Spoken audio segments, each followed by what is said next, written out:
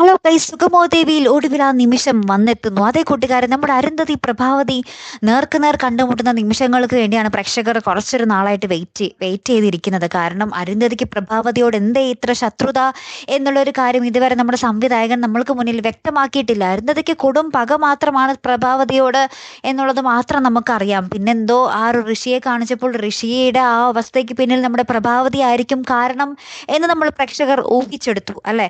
ശരിക്കും യഥാർത്ഥ കാരണം എന്താണെന്ന് നമ്മൾ ഇതുവരെ അറിഞ്ഞിട്ടില്ല. ഇനിയാണ് നമ്മുടെ പ്രഭാവതിയും അരുന്ധതിയും തമ്മിൽ കണ്ടുമുട്ടാൻ പോകുന്നത്. ആ ഒരു നിമിഷമാണ് നമ്മുടെ അരുന്ധതിയുടെ പക ആളിക്കത്തുന്നതും പ്രഭാവതിക്ക് തന്റെ സ്വയം ആ ഒരു തെറ്റ്, താൻ പണ്ട് ചെയ്തു പോയ തെറ്റ് മനസ്സിലാക്കുന്നതോ. പിന്നെ എന്തൊക്കെയായിരിക്കും സംഭവിക്കാൻ പോകുന്നത്?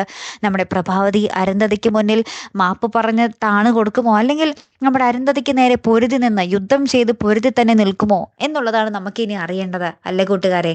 കാത്തിരുന്ന് തന്നെ കാണാട്ടോ. അടുത്തൊരു വീഡിയോ വരുന്നത് വരയ്ക്കും ഗുഡ് ബൈ.